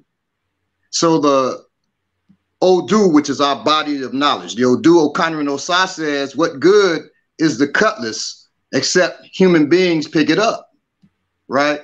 And so that Odus, one of my favorite Odus, is telling us what the reality of spirit is. So see, a lot of people, because we were in Christianity, we see spirit as something outside ourselves. But Okanrin Osai tells us different. So like this knife, when we talk about Ogun, because especially men love, if they're familiar with familiarity, if they have a familiarity with Ifa, they love to say, you know, they're Ogun person, right? Because that's iron and war. But what is that? You know, I'm an Ogun person. Yeah, absolutely. If Ogun is your Orisha, you are an Ogun person, right? You're a person that has a spirit of Ogun. So Ogun is iron and war. But this knife here, if it's on the floor, it is of no danger to you. But if I'm in the same room with the person and I attack them, I am a danger to them, the Ogun that's in me. But then when I pick this knife up, I become more dangerous because this external Ogun picked up by me, Ogun, I become more dangerous. It's not like you walking down the street and a knife gonna jump and hit you. People say, well, you get in trouble with Ogun, you get in a car accident, that's still a person driving that car. And it's your ass that's walking into the path of the car or driving into the path of the car that hit you. Right. So you have control over that situation. But if you think Jesus gonna take the wheel, Ogun gonna take the wheel like Jesus, now you're gonna get in a car accident because you're not driving with the sense that you should have. You got me? So the reality of it is, it's all here. Another Odu talks about Ori, your head, defeating all the Orisha. What does that mean? I mean, your head is the God. And when I'm looking at a human being, I'm looking at God. Not the creator, of course, but I'm looking at God. I'm looking at the closest manifestation of God that we'll ever get to. Our mothers, those of us who were nursed or just fed or whatever, our mothers were our first God. That's a human being. You know what I mean? So, so very necessary. African martial arts, and it's like I'm running through based on time. You know what I'm saying? Of course, we're gonna have you back on Riot Starter TV, but African martial arts. You know what does that mean? You know what I'm saying? Because of the fact that you have so many different systems, and most folks when they think of martial arts, they think of Asian arts. Can you tell us, like, from your perspective, what is the tell us about African martial arts and where did it originate as far as the system itself? Well, African martial arts, when that's said, that's to just be clear that these are indigenous arts that come from the continent of Africa. I don't know, some arts they're doing karate and saying it's African martial arts because they're an African. Well, that's not true, because every culture, every people put their mindset into a thing. So the arts that come from the continent of Africa, right? I mean, we can easily say, well, I'm doing Lamba, or I'm doing Senegalese martial arts if we wanted to get that specific. But we say African so people understand, because people don't say Senegalese. I'm Senegalese. They say I'm African because we recognize the continent as home, okay? Because we were snatched and we didn't know exactly where we're from. So in the African martial arts, number one, the terminology, when you go to the continent and you ask, can I, see some African martial arts? They'll take you to a Taekwondo school, karate school, because they don't actually call it martial arts. You say, can you take me to the wrestlers? Now you're going to see the martial arts, okay? Because for us, wrestling ain't just wrestling, grappling. Wrestling for us is putting our opponent on their back, belly, or side by any means. So if I shoot somebody and they fall, I wrestle them by African standards. So that's the big difference, the way we see things. And then for us, people talk about MMA like that's new. That was always us. So if I wrestle somebody from another village and they beat me, I say, oh man, you caught me with so-and-so, how? And they say, okay, well, I show you that. Show me when you hit me with so-and-so. And we exchange. And so now I'm learning their system as well as knowing my system. That's always been us, right? So that's another characteristic. And the third characteristic, which is very, very important so we can differentiate us and Asians, is Asians use forms. We do not. If somebody's telling you they're doing African martial arts and they're using forms, they're either confused or they're lying. Because all the months or years I take learning that form, it will be more effective if I am actually working with a person. And the person tells me, well, the form teaches you how to block, how to disarm a knife. Yeah, okay, and you haven't worked with a person who's actually trying to stab you with a knife, by a person who's actually trying to punch you, by a person who's resisting you, and you think you're just going to throw them because you learned the form. You're misinformed. It's not going to work. So now they may work for people who study Asian arts. I can't talk on them. That don't work for us, right? Even when people ask me, can you come and teach a workshop? I always have to have somebody with me. Otherwise, it's not going to work for them because they're not going to understand what's going on. Somebody's going to get hurt because now I got to put hands on them. And they're not used to getting real hands put on them. They can say they are. But, Kunle went to a martial arts school and they were trying to show him how to do a wrist lock properly. They couldn't lock his wrist, but when he locked up their instructor's wrist, the instructor hollering like he's hollering. right? But Kunle couldn't even be liked by them. Our advantage is the African martial arts have existed for tens of thousands, at least, years. Probably more than that, as long as human beings have existed, right? Whereas the oldest Asian art you're going to find is about 4,000 or 5,000 years old. I said our arts are tens of thousands minimum years old. Okay. People say, well, how do you have proof of that? Number one, the oldest documentation of martial arts is on the tombs, not pyramids, on the tombs in Beni Hassan, Mahez in Egypt. That's the oldest documented where people can look who aren't training in it. But for us, it's passed down. It's passed down. Teacher to student, teacher to student, teacher to student, teacher to student. And then you begin to add as you train with other African practitioners, you begin to add to what you have. I want to point out for the listeners, you reference our brother Kunle. Shout out to Kunle. Kunle is not a big man. You know what I mean? He's he's small frame brother. Not even as tall as me. But when you're talking about the power of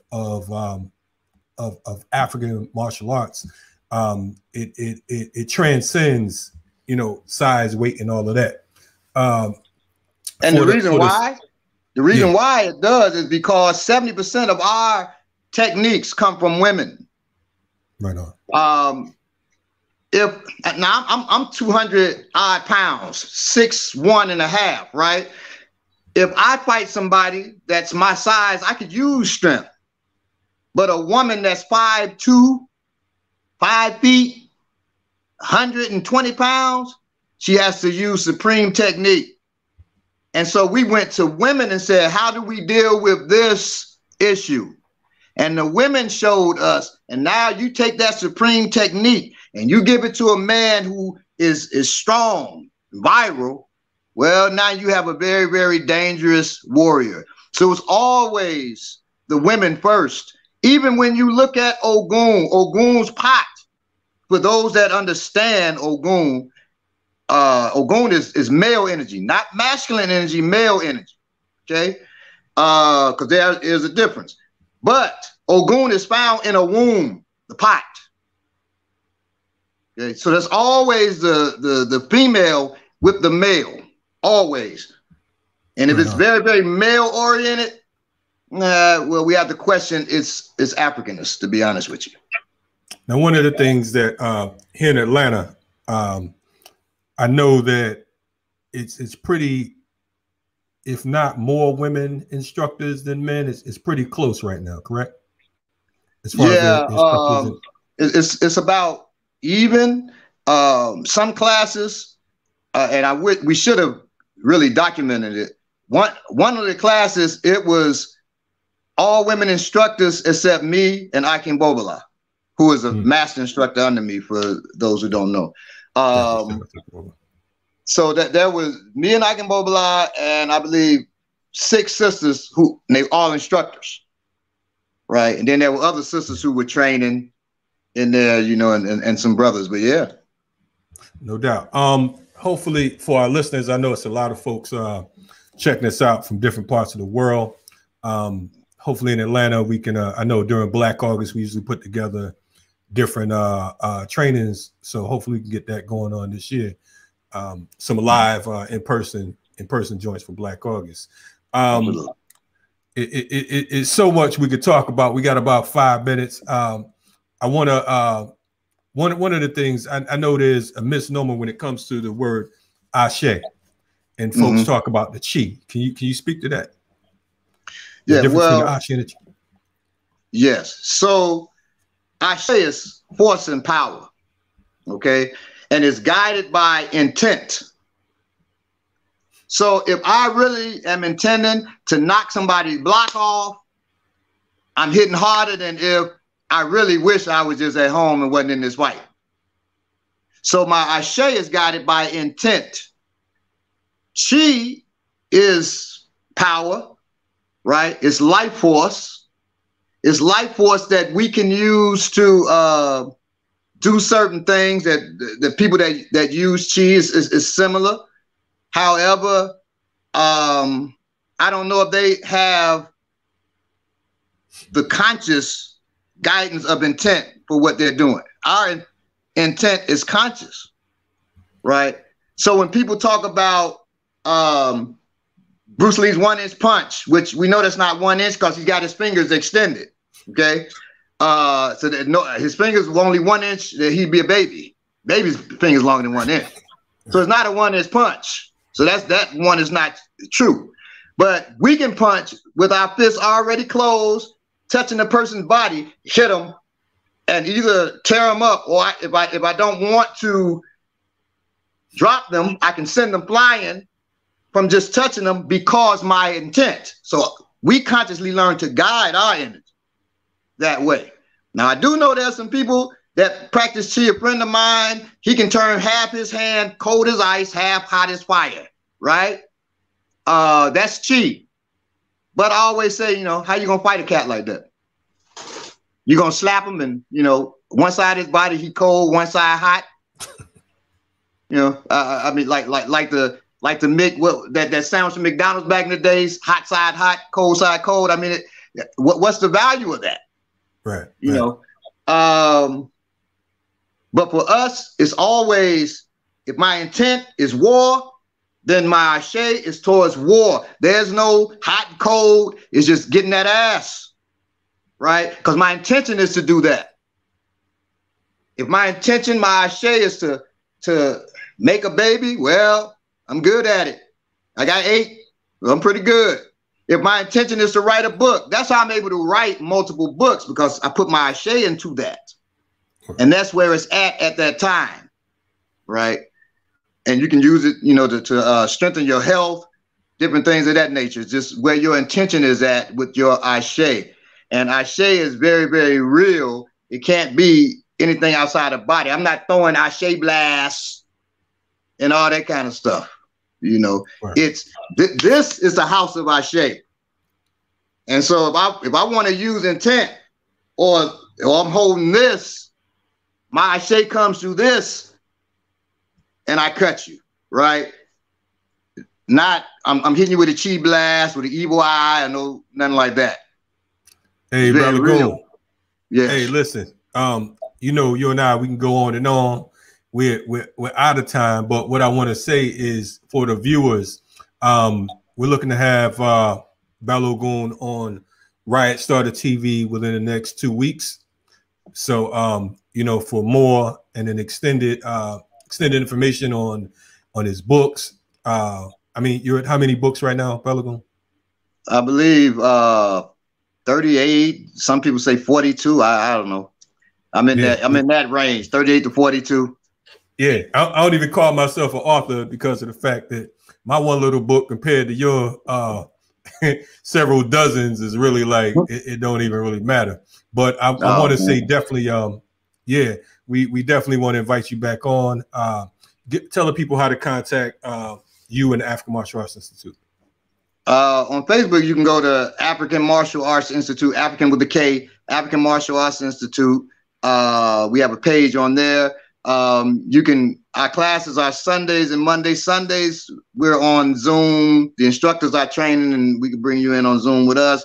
Mondays is Zoom and face-to-face classes at the Train or Die compound in Atlanta. And I'll be traveling throughout the summer, going to different cities. If you want me to come to your city, you can just hit me up, or you can go on Instagram and DM me at African Martial Arts, always with a K, at African Martial Arts. So that's the way you can hit me up for right now. No doubt, brother. We definitely appreciate you. We'll see you in class again. I'll be back again and again. Yes, get the love to the family, and I'll see you soon. You do the same. Shout out to the remixers. I don't know if you want to say the mix-a-lotters. No, mix a lot, but shout out to the remixers. No doubt. I'm with that. All right. You've been here, my man Balogun Ojatade. Look for him again on the Remix Morning Show. We'll be right back at you. Act like you know. Salute. Peace and love. Yes, sir.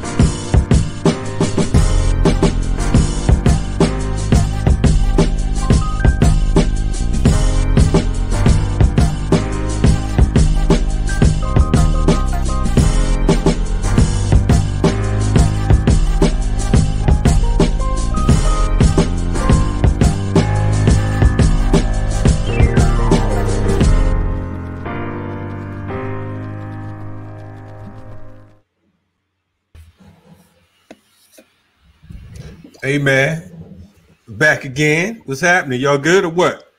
That was dope. That was great. I love it. Yeah, we didn't. I mean, literally, it's so much that we could have got into that. Honestly, you know, it really didn't do justice because of the fact that there's just so much information that I wanted to share. Balogun is, you know, he's a brother who's taught a little bit everybody from Stick from Dead Prez to yours truly. You know what I mean? And, you know, he's a real serious fighter, but not only that, when you talk about prep, survival and preparedness, he's like, you know, he's a phenomenal brother.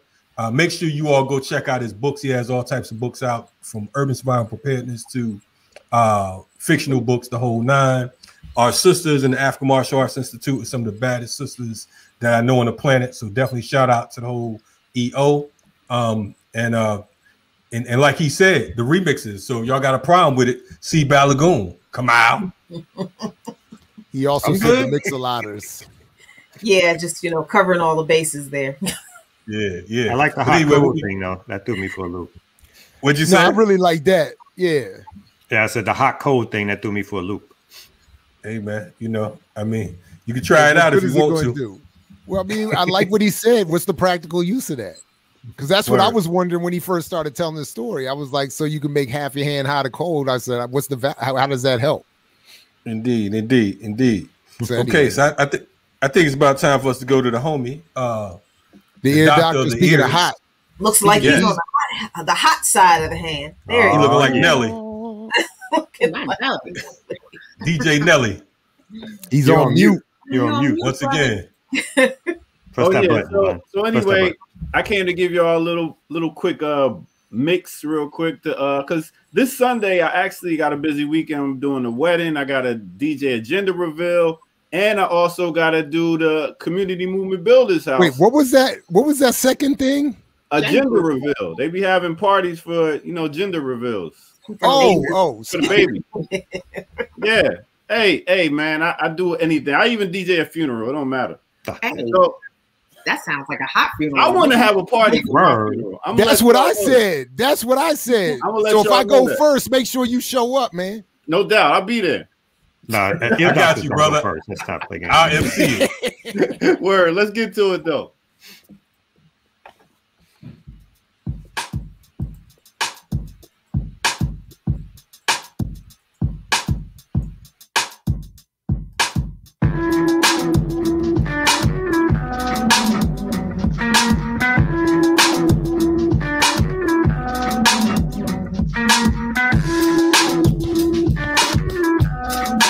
Listening to the ear doctor, okay?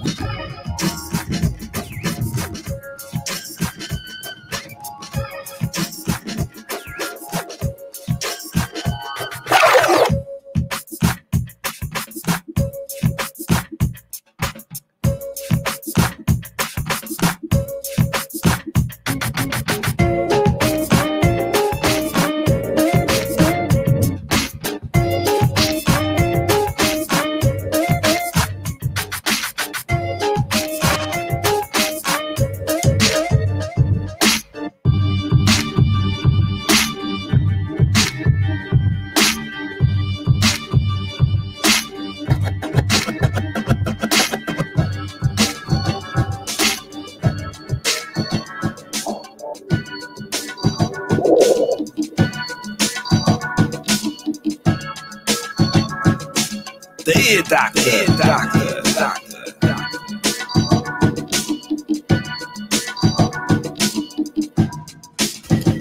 Once again, you are tuned into the Remix Morning Show. I go by the name of the Ear Doctor.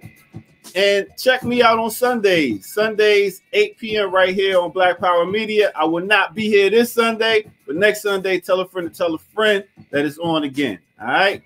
So let's get back to the Remix Morning Show. All right?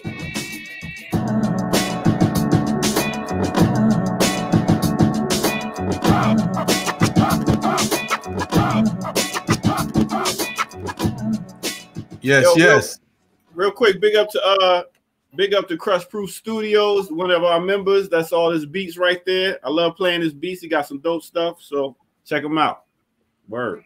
Salute to all the DJs out there, Ear Doctor. Salute to you, man. I was just watching you work and just thought to myself, you know, DJs are really musicians for real. Like a lot of people out here curate playlists and call themselves DJs. And that's not what a DJ does, okay?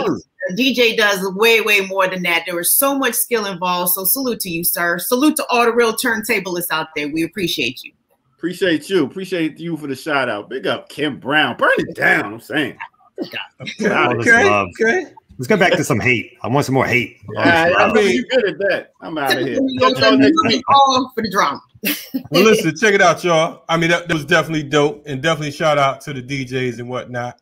I also want to say, you know, usually I don't do the commentary, but today I'm blessed with the commentary. So I kind of wanted to, and I want you all to join in on this, the crew. I don't want you guys to go anywhere. I wanted to kind of do like a where are they now? You know what I'm saying?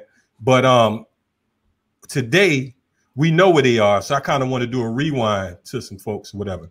So I just need you all to bear with me because of the fact that I usually don't do the whole screen share thing. But what happened is I found some pics of two of my co-hosts. And I wanted to, you know, the Ear Doctor inspired me. I know he showed us Kamal's old pic or whatever. So I kind of wanted to share some things with you all, if you will. This right here. Hold on one second. My brother, I found my brother L out in the mix.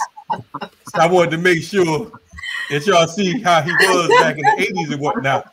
When everybody else was listening to Big Daddy Kane, he was out there performing, doing his thing. Whatever. So you know what I'm saying? I found one of his old pics or whatever. You know, so I wanted to pay homage to my man L. Now I can't pay homage to my man L. I think we're at war. I think we're at war. No. I mean, the hilarious thing is that first I didn't know that was my face, so I didn't realize. Hey, with the Photoshop skills are on fire. Hey, very unhappy with this situation. Is that a May production? No, that's me, brother. I also found this one right here. My man Al. He really did have some problems. L and Al doing their thing back in the day. Yeah, Kamal, if he did me like that, I think it is war for real. I think, yeah. But also, he could tell you that's when he said he didn't want us to go anywhere. I was like, but do we want to stay? That was the question. Yes, I just wanted to look out for my brothers and whatnot because of the fact that, you know, a lot of times the yellow fellas don't get it right. You know what I mean? But L and Al, I salute L and Al. So I wanted y'all to, you know, join us in that. But thank that you picture all. Back up, man. That was a good looking picture of me. I don't think that was that long ago, actually. You want your picture back up, man? Yeah, I think I can still grow my hair like that. Wait a minute. Let me see. One more time. You could one more man. time. Let me just check this out. Well, are those finger waves, Kamal? What was finger waves? I could have. I think that was my hair. I don't think that was something he put. Somebody called my man Kwame. Hey man, I'm gonna have to bring it back a little later, man. You'll need a lot of for that. Kalanji only got one. Kalanji can only share one screen in an episode. Like that was a lot for him.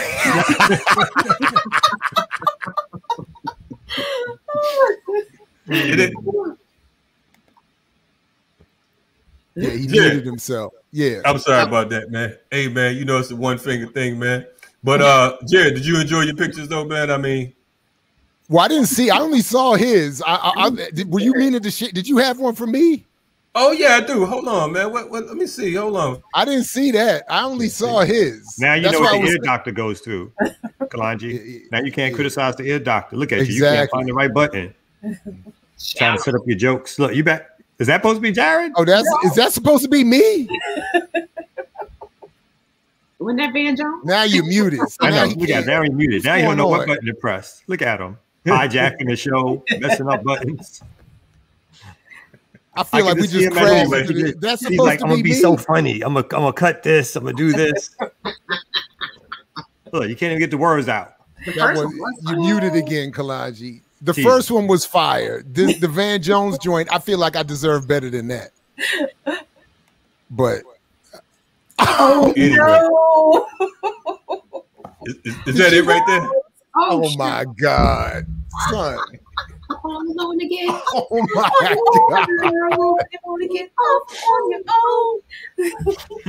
I'm trying to get it right, man. My bad. Nah, brother. Hold on. Let's not be that way, brother. Like, bring back the full screen because you obviously don't know what you're doing. You get to speak. I don't. Just bring back the full. Just stop sharing. What you need to do is ask May to send us the files so that we can share them for you. Yeah. And appreciate the man, joke. listen, man. Because I want my album cover. That is hilarious. I got you covered, brother. I got you covered, man. Oh my gosh. Don't even worry about it. Next time I'll be all the way right with y'all. Man. Nah, don't be that way, man. Here's Jared right here, man. Forgive me. No, you gonna try again? Oh, what? On your own, bro.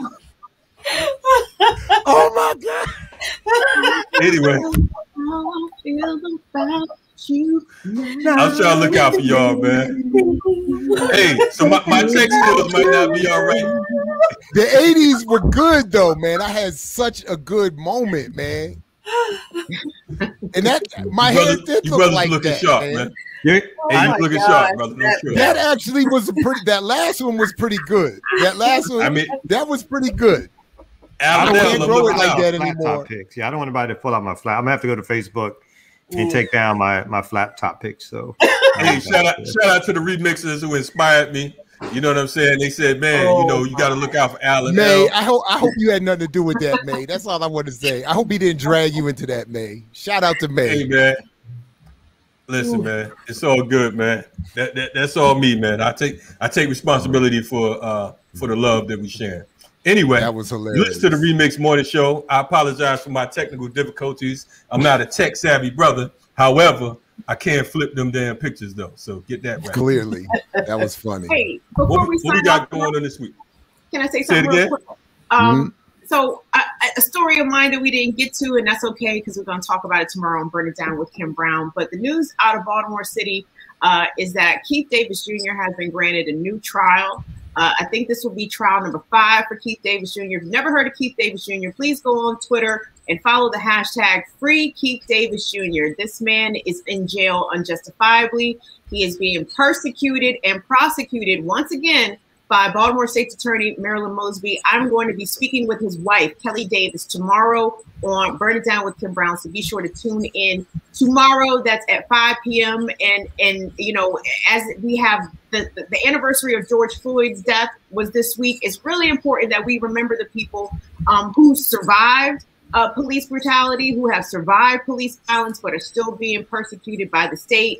Keith is in jail unjustifiably, and his wife is going to come and talk to us about the movement to get Keith out of jail, to free Keith Davis Jr. So that's what's happening tomorrow on Burn It Down with Kim Brown.